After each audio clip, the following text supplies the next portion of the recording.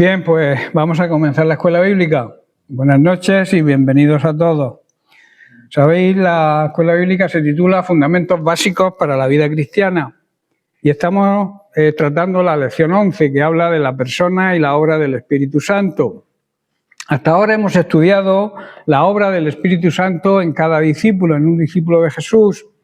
También hemos estudiado las 4 razones importantes del por qué todos necesitamos el poder del Espíritu Santo en nuestra vida. Primero, para poder ser hijos de Dios. En segundo lugar, para llevar adelante nuestro diario vivir. En tercer lugar, vencer los ataques de nuestro enemigo, el diablo. Y también, el cuarto, poder compartir, poder dar testimonio. Necesitamos la guía, la unción y el poder del Espíritu Santo. Estamos con los dones del Espíritu Santo precisamente. Los dones son los regalos, las dotaciones sobrenaturales de Dios para ayudarnos y capacitarnos para el avance de su iglesia. Todos los dones, como los talentos naturales, necesitan que se los rindamos a Dios para que Él pueda usarlos plenamente para su gloria. La lista de los dones espirituales decíamos que se encuentra en las cartas de Pablo a los romanos y a Corintios. Y también decíamos que los dones se pueden clasificar en distintas categorías. Primero, dones relativos al ministerio de la palabra. El ministerio de la profecía, la enseñanza, la exhortación, la palabra de ciencia, la palabra de conocimiento y la palabra de sabiduría. Y el segundo, los dones relativos al servicio o la asistencia a la iglesia, que es los dones de administración, el don de liderazgo, y la semana pasada estuvimos estudiando el discernimiento de espíritu. ¿Recordáis, no? Este don es esencial para mantener la pureza doctrinal y proteger a la iglesia de las influencias negativas y doctrinas falsas e ideas falsas que hoy abundan. También estuvimos estudiando el don espiritual de la fe. No hablamos de la fe salvadora, esa fe que nos lleva a reconocer a Jesús como nuestro Señor y Salvador y entonces recibir la salvación. El don espiritual de la fe es algo más profundo.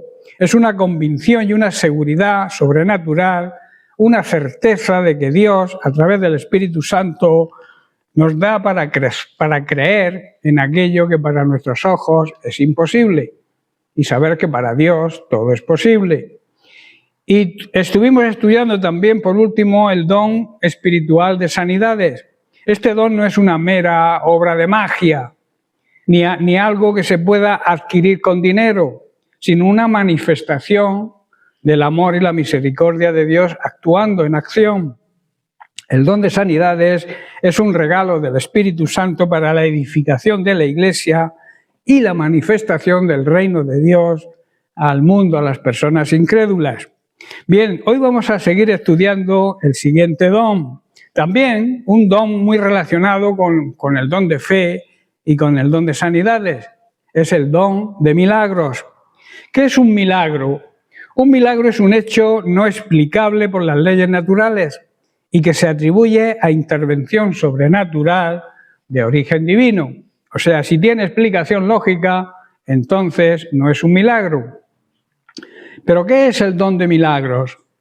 Es un don que a veces nos parece muy lejano e imposible para nosotros, pero que está disponible para todos los que creen y obedecen a Dios. Esas son las 2 condiciones esenciales para poder desarrollar ese don, creer de verdad con el don de fe y obedecer a Dios. Porque si no se obedece, difícilmente el Espíritu Santo va a operar ese don en nosotros. Los milagros tampoco son trucos de magia, tampoco son coincidencias, digamos, afortunadas. No es suerte como las personas del mundo dirían cuando ocurre algo, ¿verdad? Ha tenido suerte. Para nosotros la suerte no existe. Existe la bendición de Dios, la gracia de Dios, y no son coincidencias, por tanto, de algo que pueda ocurrir de una manera que el mundo cree que es suerte, porque son manifestaciones del poder sobrenatural de Dios. Todos los dones son dones sobrenaturales, ¿verdad? También son intervenciones divinas que van más allá de lo natural. que desafían las leyes de la física. Un milagro desafía la ley de la física y que nos muestran la gloria y el poder de nuestro Dios y Padre Celestial. Y esto, uno de los motivos por que Dios hace milagros, atraen a las personas a Cristo. ¿Dónde podemos ver los milagros en la Biblia? La Biblia está llena de milagros. Y la Biblia, como yo suelo decir, no es antigua ni moderna, es eterna. O sea, Dios es el mismo ayer, hoy y por los siglos. Los milagros se hicieron antes, se están haciendo hoy en día y se harán siempre. Desde el Antiguo Testamento, con Moisés abriendo el Mar Rojo, hasta el Nuevo Testamento, en el que vemos a Jesús sanando enfermos, resucitando incluso muertos físicos y calmando todo tipo de tormentas. Estas son cosas que van, o sea, que no están casadas con las leyes físicas. La ley física dice que si tú te pones a andar por encima del mar te hundes, ¿verdad?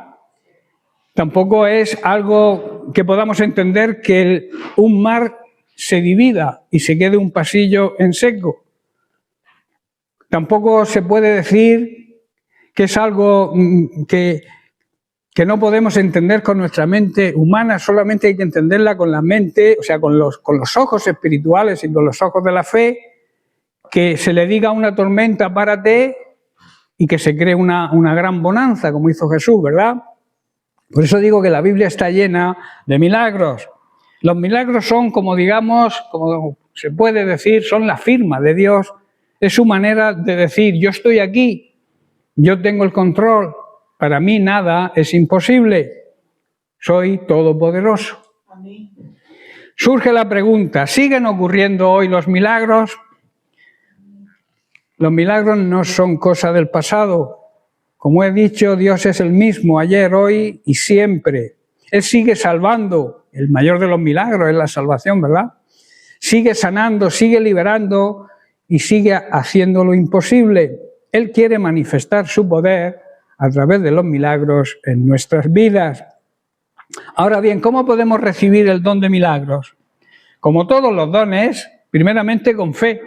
Si no hay fe, es imposible que tú recibas cualquier tipo de don. La fe es la llave que abre la puerta de los milagros. Jesús dijo al padre de un muchacho endemoniado, si puedes creer, al que cree, todo le es posible.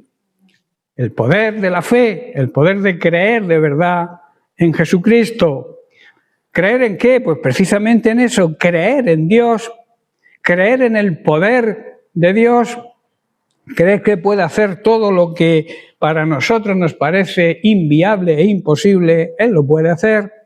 En segundo lugar, con oración, clamando a Dios y pedírselo con fervor, con fuego en tu corazón, lo significa fervor, pedir con fuego, con algo profundo que nace de nuestro ser más interior. No debemos cansarnos jamás de orar. La Biblia dice, Pablo dice que tenemos que orar sin cesar y habla de una actitud siempre de oración, de estar en comunicación con el Señor. No se trata de estar pidiéndole cada rato o siempre, todo el rato, todo el tiempo. Se trata de tener una comunión con Él y cada vez que necesitemos hablar con Él, Él está dispuesto ahí para escucharnos y para ayudarnos en nuestra necesidad. La oración es el canal por el cual fluye el poder de Dios. En tercer lugar, con obediencia. Dios honra a los que le honran y le obedecen. Qué tremendo que el Dios creador del universo nos pueda honrar a nosotros, ¿verdad? Es algo que se sale de la mente humana. Pero si queremos ver milagros, debemos vivir en santidad. Es imposible que si tú no vives en santidad puedas ver un milagro en tu vida. Tienes que estar apartado del pecado, buscando siempre agradar a nuestro Dios y Padre Celestial, porque todo lo que hacemos que le desagrade a Dios constituye un pecado y el pecado nos aleja de Él. En cuarto lugar, necesitamos la unción del Espíritu Santo. Debemos buscar la llenura, la plenitud del Espíritu Santo. Esto significa que tenemos que permitir que el Espíritu Santo derrame toda su bendición, todas sus manifestaciones surjan a través de nosotros y que vean también en nosotros su fruto. Manifestaciones del Espíritu Santo, dejar que el Espíritu Santo se manifieste y luego dar el fruto que si el Espíritu Santo mora en cada uno de nosotros, debemos andar en él, en ese fruto del Espíritu Santo. El Espíritu Santo es quien nos capacita para hacer la obra de Dios. Sin el poder del Espíritu Santo es imposible. Él es quien nos da el poder para manifestar todos los dones espirituales y vivir dando su fruto. Es el que activa, el Espíritu Santo es el que activa los dones en nosotros. Ahora, ¿para qué son necesarios los milagros hoy en día? En primer lugar, para glorificar a Dios. Todo milagro glorifica a Dios. Los milagros no son para nuestra propia gloria, sino para la gloria eterna de Dios. Cuando vemos un milagro, ¿qué debemos hacer? Debemos darle toda la gloria a Dios. Nosotros somos simples instrumentos que Él utiliza para hacer los milagros, pero los milagros quien los hace es Él. Por tanto, los milagros deben glorificar a Dios. Cuando veamos que se produce un milagro en la vida de cualquiera, o hemos orado por alguien, se ha sanado, o Dios ha contestado a nuestra oración, se ha producido, digamos, un milagro, nunca debes vanagloriarte. Tienes que darle toda la gloria a aquel que ha hecho el milagro, que es Dios. Los milagros son señales, hermanos, del reino de Dios, son destellos de su gloria que se manifiestan en medio de un mundo que lamentablemente vive sin Dios y sin esperanza, un mundo caído. Cuando Jesús sanaba a los enfermos, resucitaba muertos o calmaba tempestades, estaba revelando la llegada del reino de Dios, un reino donde el dolor, la enfermedad y la muerte son vencidos. Amén. En segundo lugar, para confirmar la verdad sobre el Evangelio de salvación en Cristo. Los milagros confirman que Cristo fue real y que Cristo vino a la tierra y que murió en una cruz, pero que resucitó al tercer día. Por tanto, los milagros son señales que confirman esta verdad, la verdad del Evangelio. Cuando vemos un milagro, sabemos que Dios está obrando, que es la mano de Dios que obra. Los milagros también son un llamado a la conversión. Cuando una persona incrédula es testigo de un milagro, se enfrenta a la realidad de la verdad y de la existencia de Dios.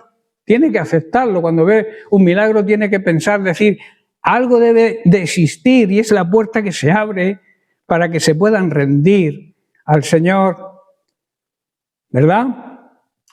Y entonces es tocada por el Espíritu Santo. El Espíritu Santo trae convicción de pecado a esa persona, abre su corazón, abre la puerta de su corazón al amor eterno de Dios. Los milagros son como un toque, una llamada de atención divina que despierta la conciencia y nos impulsa a seguir el camino de la fe. Las personas incrédulas tienen conciencia como todos nacemos con la conciencia, pero la tienen cauterizada, la tienen dormida, apagada. Y entonces un milagro que hace despertar esa conciencia y entonces les indica a través del Espíritu Santo el camino que deben seguir, el camino de la fe en Jesucristo. Y en tercer lugar, para la edificación y el crecimiento de la Iglesia y para fortalecer la fe. Un milagro hace que la Iglesia avance, crezca y también fortalece la fe, ¿verdad? Si tú andas apagado, si tú tienes tus dudas y de pronto ves un milagro, pues la fe es fortalecida. Nos damos cuenta de que Dios es capaz de hacer lo imposible y de transformar lo que a nosotros nos resulta imposible.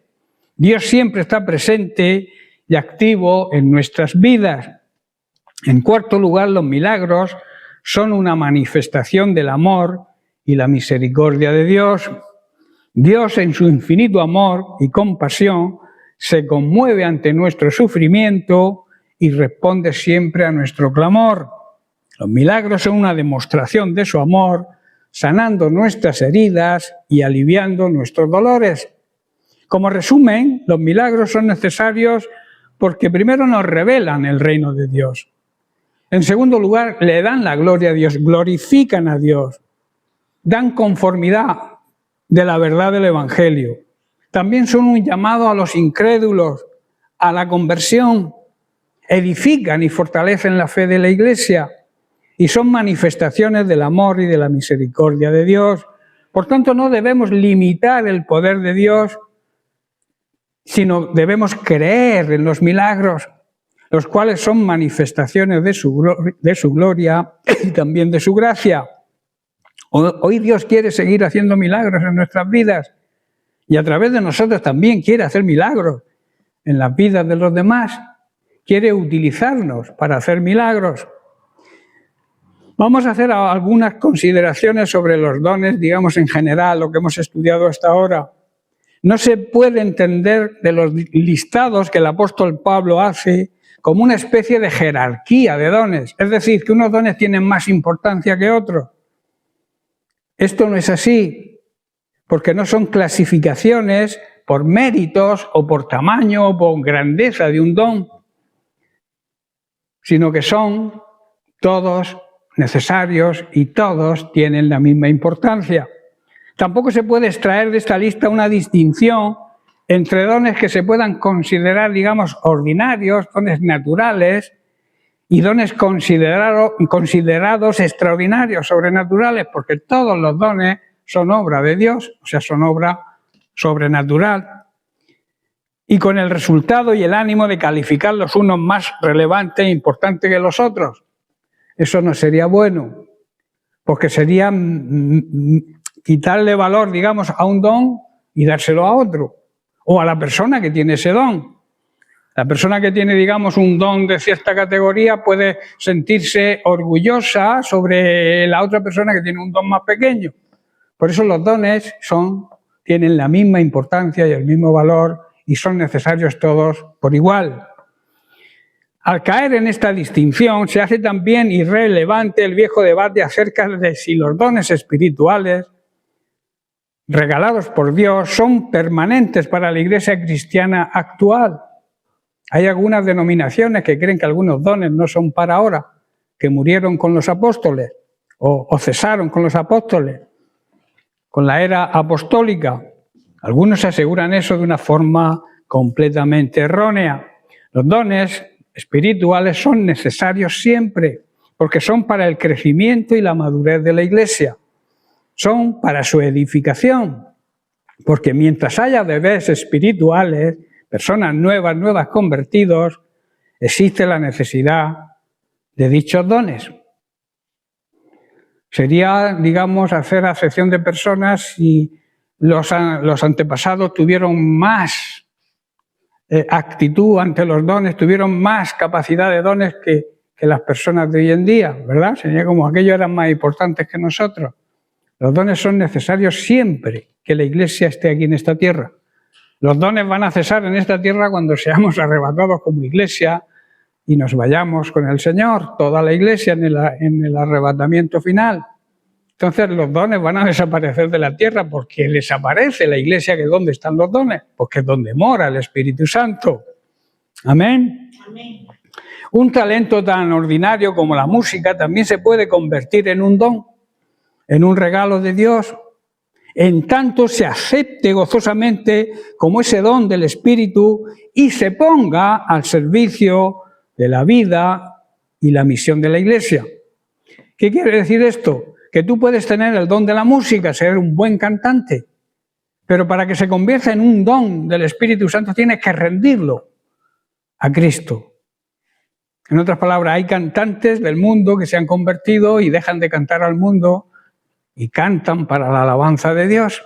Eso es rendir su talento a Dios y entonces se convierte en un don. ¿Estáis entendiendo?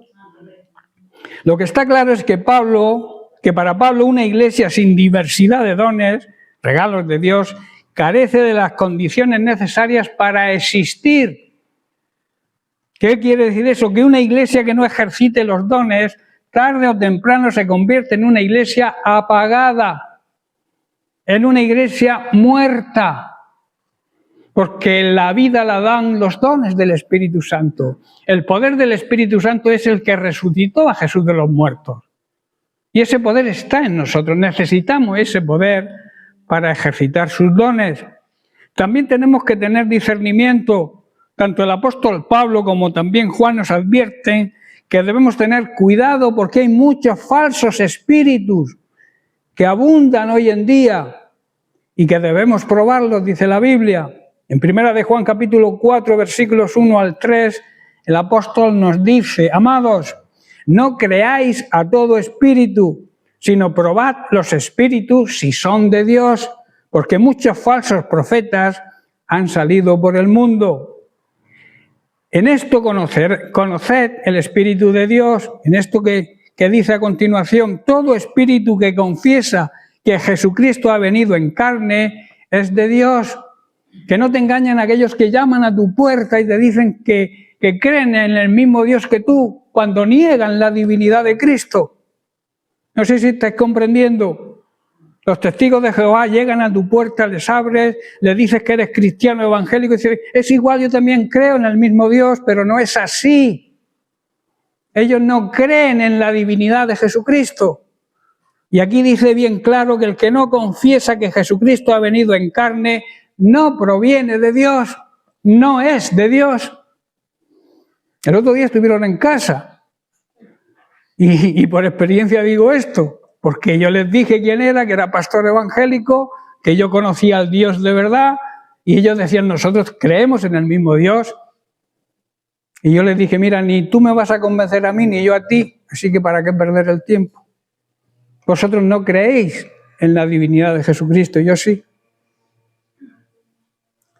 Y este es el espíritu, dice Juan, y todo espíritu que no confiesa a Jesucristo, que Jesucristo ha venido en carne, no es de Dios. Y este es el espíritu del anticristo, el cual vosotros habéis oído que viene y que ahora ya está en el mundo. Por eso, hermanos, no debemos creer a todos los que afirman hablar de parte del Dios o del Espíritu Santo. Tenemos que ponerlos a prueba para averiguar si el espíritu que tienen realmente proviene de Dios. Porque hoy hay muchos falsos por todo el mundo y a los que no estén preparados, adoctrinados y enseñados los van a engañar. Porque barlique tienen mucho. Trabajan, incluso más que los verdaderos. Ellos llevan el trabajo a rajatabla y nosotros descuidamos nuestro trabajo. Ellos que van con la mentira trabajan a fondo y nosotros que tenemos la verdad, como que descuidamos nuestro trabajo, ¿verdad? Qué pena, ¿no? Si una persona que afirma ser profeta o un siervo de Dios, pero no reconoce a Jesucristo como Hijo de Dios y como Dios, no le pertenece a Dios. Si alguno afirma ser profeta o servidor de Dios y lo reconoce, entonces sí es de Dios. Esta es la señal que indica que por sus frutos los conoceréis. Y esas personas que niegan la divinidad de Cristo, lo afirma muy bien el apóstol Juan, tienen el espíritu del anticristo. ¿Sabéis lo que significa el anticristo? Aquel que se opone a Cristo, que se enfrenta a Cristo, que está en contra de Cristo. Y Pedro dice: ya fue anunciado que vendría. Y de hecho yo creo, como afirma Juan, que este espíritu ya está aquí. Ya lo tenemos incluso dentro de muchas congregaciones. El espíritu del anticristo. El espíritu que se opone a la palabra de Dios, que se opone a Cristo. Por eso tenemos que tener discernimiento de espíritu, ese don espiritual tan necesario, porque no basta con pretender o decir que lo que uno hace, lo hace en el nombre de Dios o en el nombre del Espíritu Santo para que realmente sea así. Tú puedes decirlo, pero no es así. Hay que decir que un determinado don sea genuino del Espíritu Santo se demuestra al ejercitarlo como un servicio de amor incondicional y para la edificación de la Iglesia. Ese don es genuino cuando se utiliza para esto, para ejercitarlo con amor, con humildad y para hacer que la Iglesia sea edificada. y que el cuerpo de Cristo avance. Y esto no es por méritos propios, sino que proviene del mismo Espíritu Santo, el cual los reparte como Él quiere. Amén. Bien, pues vamos a hablar ahora de los dones del ministerio, que son los oficios. Se pueden llamar oficios del ministerio. En Efesios capítulo 4, versículos 10 y 12, Pablo muestra la lista de los 5 dones espirituales, los 5 dones ministeriales o oficios del ministerio. Dice así el verso 10, y el que descendió, o sea, Jesucristo, es el mismo que ascendió por encima de todos los cielos a fin de llenar la totalidad del universo con su presencia. Versículo 11. Ahora bien, Cristo dio los siguientes dones a la iglesia: los pastores, los profetas, los evangelistas,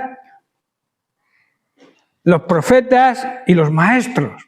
A ver si lo he dicho bien. Apóstoles, profetas, evangelistas, pastores y maestros, los 5 ministerios. Ellos tienen la responsabilidad de preparar al pueblo, a la iglesia de Dios, para que lleve a cabo su obra, la obra de Dios, y edifique la iglesia, es decir, el cuerpo de Cristo. Esa es la función de los 5 oficios del ministerio, los 5 dones ministeriales. Personas que Dios elige, no porque sean mejores que los demás, sino que tiene que elegir, porque una iglesia sin gobierno es una anarquía. Como un país que no tenga un gobierno se convierte en un país anárquico, donde cada uno hace lo que le da la gana. Pues la iglesia de Dios instituyó oficios, ministerios, personas que lideran para la edificación de la iglesia, del cuerpo de Cristo. También son regalos preciosos del Señor y tenemos que apreciarlos en su justa medida. El propio Jesús fue quien los instituyó para, como he dicho, la edificación y el crecimiento del cuerpo de Cristo, su iglesia. Cada uno de estos ministerios tiene un propósito específico. En este tiempo tan difícil que la iglesia de Jesucristo está atravesando, porque estamos atravesando por muchas pruebas y desafíos, es vital que entendamos a fondo los ministerios que Jesucristo instituyó para el fortalecimiento de su iglesia hoy. Vamos a estudiar cada uno. Primeramente vamos a estudiar el ministerio del apóstol. Los apóstoles son aquellos enviados con una autoridad especial para establecer y fundamentar la iglesia en determinados lugares. Son como, digamos, los cimientos de una casa y su labor es esencial para el crecimiento del reino de Dios, para que la iglesia de Jesucristo avance, para que donde no hay iglesias abiertas puedan abrirse iglesias. Ese es el trabajo, el ministerio, el oficio de un apóstol. El ministerio del apóstol es un llamado que, aunque muchas veces sea malinterpretado, sigue siendo fundamental en la estructura de la iglesia que Cristo edificó y quiere seguir edificando en la iglesia contemporánea. Vamos a hacer algunas consideraciones sobre el ministerio apostólico. El apóstol es un llamado, es una elección divina. Es Dios quien elige y el pueblo lo reconoce. No se hacen por imposición. Yo me levanto, yo soy el apóstol tal, me pongo mi medalla y a dar órdenes. No, así no funciona esto. El ministerio del apóstol lo instituyó Jesús y lo pone Dios en las iglesias. Pero no se levanta uno propio y se pone como apóstol, como ninguno de los ministerios, como veremos. Por eso es un llamado divino, es un llamado que es puesto por el Espíritu Santo con un propósito y con un fin, cada uno de ellos. El ministerio del apóstol, por tanto, no es algo que tú escoges o tú deseas, tú puedes desearlo, pero es el Espíritu Santo quien te pone y el pueblo te lo reconoce. Es como la autoridad no se impone. Cuando tú quieres imponer tu autoridad es porque no tienes autoridad, porque la autoridad es reconocida por el pueblo. Amén. Tampoco es un título ni una posición que se gana por méritos propios o yendo a una academia. Es un llamado, repito, divino. Recordemos lo que dice Pablo en Efesios 4:11. Él mismo constituyó. Él fue quien nos constituyó, quien nos capacitó. Él es el que capacita. Dios es el que capacita hoy a través del Espíritu Santo cada ministerio. El apóstol es una persona llamada por Dios mismo, un elegido para un propósito específico. ¿Cuál es ese propósito? Edificar la iglesia, plantar nuevas congregaciones y extender el reino de Dios por todo el mundo. Ese es el trabajo del apóstol. Este llamado es una decisión de la soberanía de Dios. Dios lo ha elegido porque Él ha querido. Y va a estar mientras que Él lo decida. No es el resultado de una educación académica, aunque tiene que recibir capacitación por medio y ayuda del Espíritu Santo, y Dios también puede utilizar la educación académica. Pero quien te pone es Dios, es el Espíritu Santo. Tampoco es una habilidad o capacidad especial de una persona, es un don, es un regalo de Dios. El apóstol es enviado por Cristo, tal como Cristo fue enviado por el Padre. Sabéis que Cristo tiene los 5 ministerios, ¿no? Y fue enviado por Dios el Padre. También lo vemos en la vida de los apóstoles del Nuevo Testamento, quienes fueron elegidos ¿por quién? Directamente por Cristo, por Jesús. Y luego fueron enviados a cumplir una misión con la autoridad suya, con la autoridad divina. En segundo lugar, la misión del apóstol también es divina. El apóstol tiene una misión clara y definida, que como he dicho es establecer el fundamento, las bases espirituales de una iglesia, las columnas, el engranaje donde debe edificarse la iglesia de Cristo, los muros, la losa que se suele poner cuando se hace un edificio, la piedra angular, la base, es precisamente eso. El apóstol tiene esa misión, establecer el fundamento, las bases, para que la iglesia funcione correctamente. Un apóstol no se dedica únicamente a predicar, tampoco es su misión dirigir o pastorear congregaciones locales, no es su trabajo, sino que es enviado con la autoridad divina para plantar nuevas iglesias y para que el evangelio del Señor se expanda a lugares donde no ha llegado todavía. ¿Estáis entendiendo? Un apóstol levanta una iglesia en Mula y ve que en Pliego no hay iglesia, pues se va a Pliego y busca ahí una semillita y planta una iglesia. Esa es la labor del apóstol. Un apóstol por eso no se dedica, aunque suele predicar y suelen predicar en las iglesias, pero su trabajo fundamental es establecer iglesias. Han sido enviados por Dios con ese plan y con ese propósito. Digamos que el apóstol es un pionero, es un precursor, una persona que va adelante como un líder que abre camino para que otros lo sigan. ¿Estáis entendiendo? Los apóstoles en la Biblia no eran solo predicadores, eran fundadores de obras y establecían las estructuras espirituales y los fundamentos básicos para seguir. También la responsabilidad de establecer los principios doctrinales de la Iglesia y asegurar que la enseñanza sea correcta.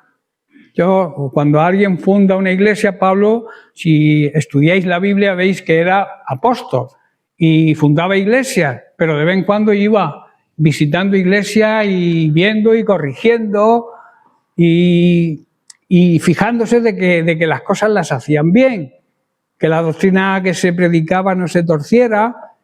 Esa es también la labor del apóstol, vigilar que la iglesia funcione, supervisar, tiene también la labor de supervisar el desarrollo y el crecimiento de las iglesias en los diferentes lugares donde han sido levantadas.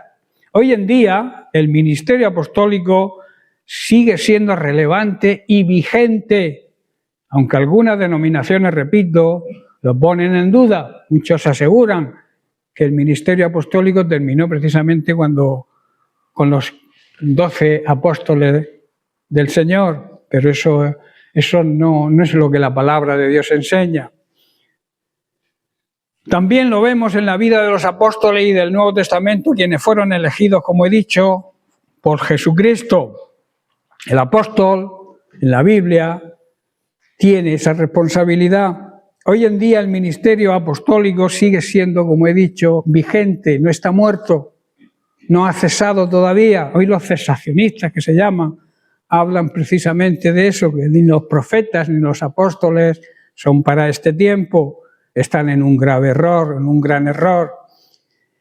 En tercer lugar, la autoridad del apóstol también se considera divina. ¿Por qué? Porque el apóstol no actúa con su propia autoridad, sino por la autoridad que le ha sido delegada por Cristo. ¿Estáis comprendiendo? Es la autoridad de Dios, es la autoridad de Cristo. No es su propia autoridad. Esta autoridad no es para ejercer dominio, ni para orgullo o vanagloria personal, sino para gobernar y guiar con sabiduría divina. El apóstol tiene un llamado a liderar de manera correcta. Bajo el temor de Dios, debe honrar, respetar y obedecer a Dios, y en humildad, siendo humilde, para que la Iglesia crezca en santidad y en la verdad. ¿Estáis entendiendo? El apóstol no puede ser orgulloso, no puede colgarse medallas, porque su autoridad no es la suya propia, es la autoridad de Dios que le ha delegado cuando lo ha elegido. El apóstol es un líder, pero un líder que sabe que su autoridad viene de lo alto. Así lo expresa Pablo en 2 Corintios capítulo 10, verso 8, donde nos dice: porque aunque andamos en la carne, no militamos, o sea, no servimos según la carne. Las armas de nuestra milicia, de nuestro servicio, no son carnales, sino poderosas en Dios para la destrucción de fortalezas. Esto significa que la autoridad del apóstol no se basa en el poder humano, sino en el respaldo y la capacitación divina. ¿Estáis entendiendo? El apóstol debe actuar siempre en dependencia total del Espíritu Santo, reconociendo que su capacidad de edificar y fundar iglesias depende exclusivamente de Dios. Si tú eres capaz de fundar una iglesia, no es tu mérito, es Dios quien la funda utilizándote a ti. Porque, repito, nosotros somos instrumentos en las manos de Dios. Y el instrumento no puede decirle a Dios cómo tiene que hacer las cosas, ¿verdad? Somos el barro en manos del alfarero. Una vasija que el alfarero destruye o quiere hacerla de nuevo porque no ha salido bien, no se le puede revelar al alfarero, sino tiene que aceptar que la moldee. Pues con nosotros pasa lo mismo y con los ministerios igual. Tenemos que dejar que Dios nos use, nos moldee a su forma y a su manera, y dejar el orgullo y la soberbia a un lado. En cuarto lugar, tenemos el sufrimiento del apóstol. Esto mucha gente no lo mira ni lo ve, el sufrimiento que tenemos los ministerios. Hay que decir que el ministerio apostólico no es nada fácil. Los apóstoles son llamados a enfrentar grandes pruebas y sufrimientos. La vida del apóstol no es un camino de fama, riqueza o reconocimiento, sino un camino de sacrificio, de renuncia e incluso de persecución. El propio apóstol Pablo mismo lo dijo: nosotros somos como barro en las manos del alfarero, constantemente moldeados por el Señor, y a veces nos moldea, ¿cómo? O a través de dificultades, de sufrimiento y de persecuciones. Así nos moldea Dios muchas veces, permite todo esto para moldear nuestro carácter y que nuestro carácter se parezca cada vez más al carácter de Cristo. El apóstol tiene que ser el primero en enfrentar los desafíos, en pagar el precio de la obediencia. Tiene que estar dispuesto a ser perseguido, malinterpretado a veces y rechazado por muchos. En casos también por muchos llamados cristianos. A Pablo lo perseguían incluso sus propios amigos, y muchos cristianos también lo perseguían. A Jesús lo crucificó su mismo pueblo. ¿Estáis entendiendo?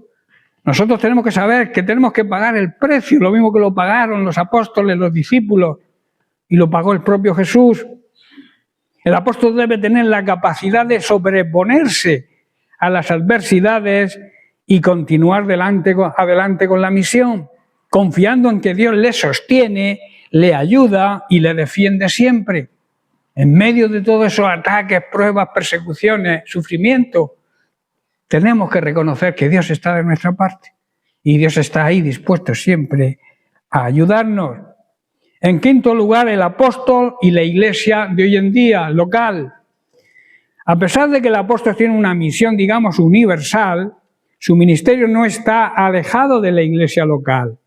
Por el contrario, su ministerio está profundamente conectado con el bienestar y el buen avanzar de la iglesia local.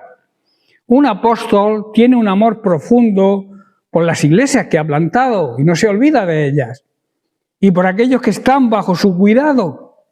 Su función no es imponer un poder autoritario o dictador, la autoridad extrema, sino edificar, guiar y dar dirección a los pastores y líderes que él mismo ha puesto para que las iglesias sigan creciendo en el propósito y en la voluntad de Dios.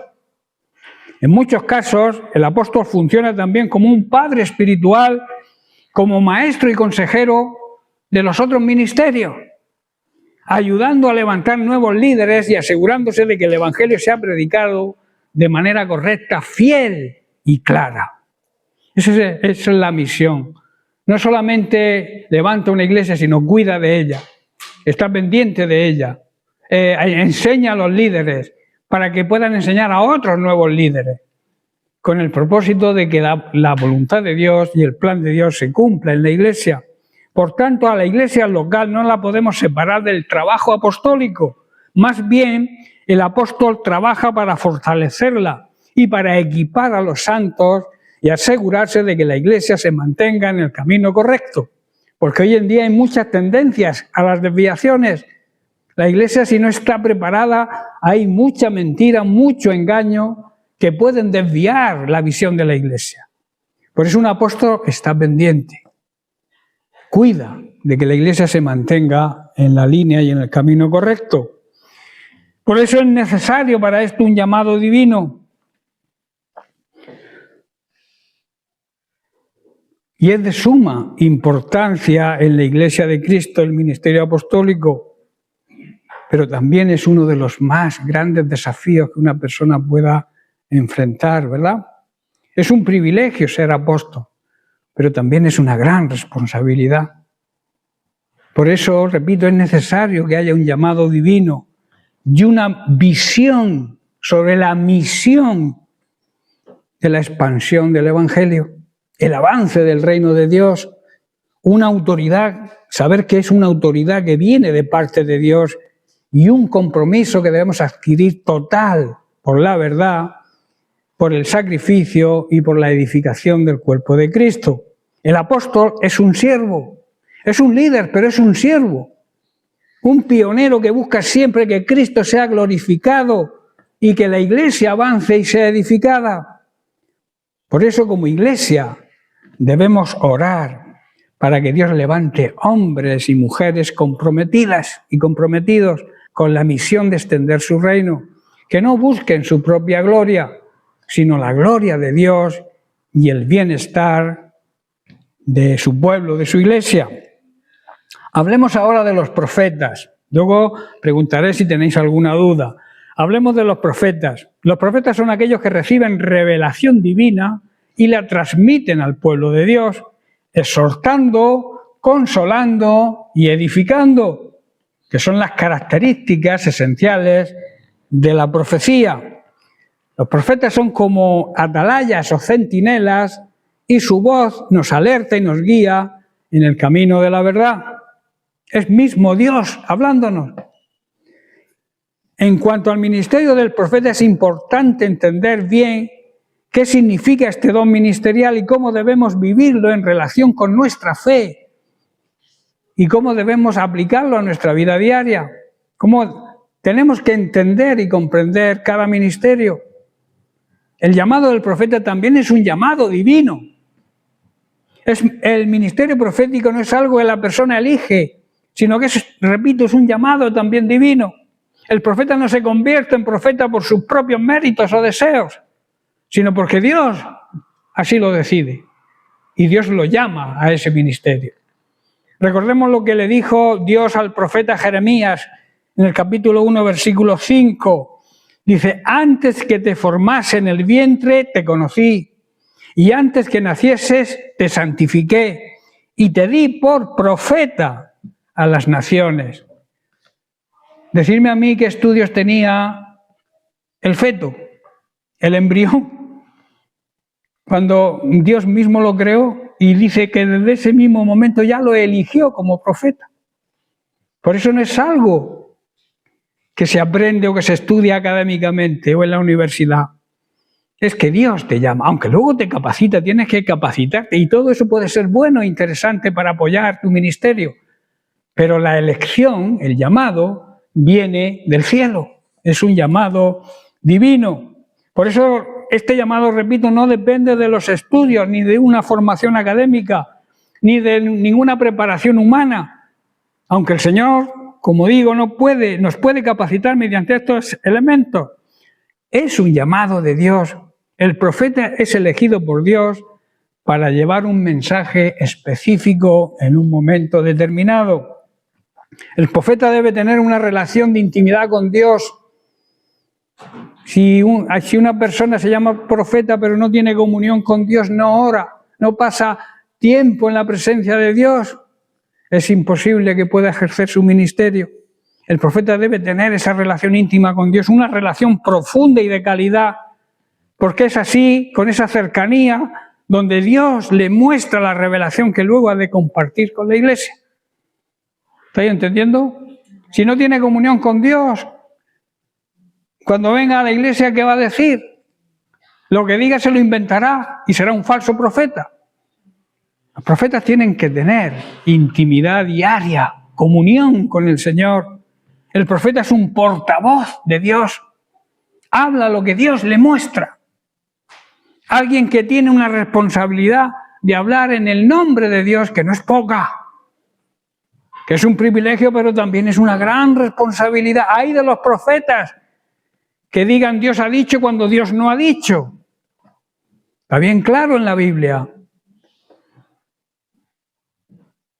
El profeta, repito, transmite, es un portavoz de la voz de Dios. Por tanto, ser profeta es un llamado de honor. Es un gran privilegio, pero también es una gran responsabilidad. El mensaje del profeta también es divino. ¿Qué hace el profeta? ¿Cuál es su función y su misión principal? La función y misión principal del profeta es llevar el mensaje de Dios a su pueblo, a su iglesia, a su familia, un mensaje de exhortación, de edificación, de corrección y de consuelo. Si no tiene esas características, no es un profeta de Dios, no es una falsa profecía. La profecía nunca te va a acusar, te va a exhortar, te va a decir, oye, cambia de sentido cuando puedas, porque no vas bien por el camino que vas. Eso es la exhortación, la corrección, pero jamás te va a maldecir o va a hablar mal. La profecía siempre es exhortación, edificación, consuelo y corrección. Este mensaje nunca está destinado a agradar a la gente, ni a buscar la popularidad, ni a agradar el oído de nadie. Algunos abusan de eso porque son falsos y lo que quieren es ganarse la clientela, como yo suelo decir. No es un mensaje de conveniencia ni de comodidad y confort. El profeta habla lo que Dios le ha dado. No puede quitar ni poner nada. Y no debe importarle que la gente lo quiera oír o no lo quiera oír, porque es lo que necesita oír. Lo que el profeta verdadero transmite de parte de Dios es lo que la persona o la iglesia o el pueblo de Dios necesita oír. El que quieras oírlo o no, es problema tuyo. Pero hay muchos falsos profetas que por agradar el oído profetizan cosas que Dios no ha dicho, pero que le agradan al oído a la gente. Y así se los van ganando, ¿verdad? Con el fin de mantener su puesto y su paga. Esos son falsos profetas. El profeta, por tanto, no es solo un predicador, es un mensajero. Y un mensaje puede ser de juicio, pero también puede traer esperanza, ánimo, consuelo, fortaleza. El juicio es cuando te exhorta y te dice, oye, que no vas bien, cambia de sentido, cambia de caminar. El profeta, por tanto, repito, tiene una misión súper importante en la iglesia de hoy en día. El profeta debe ser claro, no debe distorsionar el mensaje y mucho menos adaptarlo a sus propias ideas. Tú tienes que olvidarte quién eres y cómo tú piensas, porque es Dios, es el mensaje de Dios que está transmitiendo a su pueblo a través tuyo. Tú tienes que morir en ese momento, porque tú también, nosotros, el profeta, el ser humano profeta también tiene su manera de pensar. Pero cuando se ponga a hablar de parte de Dios, tiene que borrarse de en medio, tiene que quitarse de en medio y dejar que Dios hable.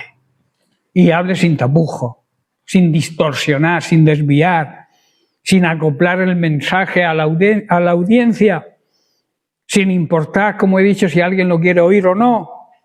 El profeta, por tanto, debe ser valiente, firme, porque muchas veces sus palabras son duras y desafiantes, pero son palabras de vida, de ánimo, de corrección, de consuelo, que guían al pueblo hacia la justicia divina. Amén. Luego tenemos la actitud del profeta. Ser profeta implica y obliga a ser una persona comprometida con Dios, una persona que vive una vida de consagración, de santidad y de obediencia a Él. Si no, no sirve. Por eso tenemos que juzgar a las personas por sus hechos. La Biblia dice que por sus frutos los conoceréis. Todos estos síntomas demuestran, si lo sabemos y los aprendemos, vamos a detectar aquellos ministerios que sean falsos, que abundan. Hoy en día, lamentablemente, el profeta no puede vivir apartado de la comunión de Dios, porque en esa comunión es la que le da la autoridad y la claridad para entender el mensaje de manera fiel y poder transmitirlo de la misma manera al pueblo. Por otro lado, los profetas también reciben rechazo, muchas veces la burla, la incomprensión y hasta la persecución, como todos los ministerios, como vimos en la vida de tantos profetas del Antiguo Testamento. Recordemos a Jeremías, que llaman el profeta llorón, que le dijo, Señor, mátame ya, quítame de en medio, que me llevan loco de persecución, todo el mundo me persigue. Hay muchos casos de los profetas, Elías también, Jeremías, Isaías y muchos más sufrieron persecución, rechazo, incomprensión. El profeta debe estar dispuesto a sufrir por su llamado. No es un camino de rosas ningún ministerio, ¿verdad? Por lo que estamos estudiando. El ministerio profético no es para aquellos que buscan comodidad y reconocimiento. Aquí está el profeta del Altísimo o la profeta del Altísimo. Aquí tienes que estar sometido a mí porque Dios me ha dado el poder y la autoridad sobre ti. ¡Mentira! Esos son los falsos y abundan.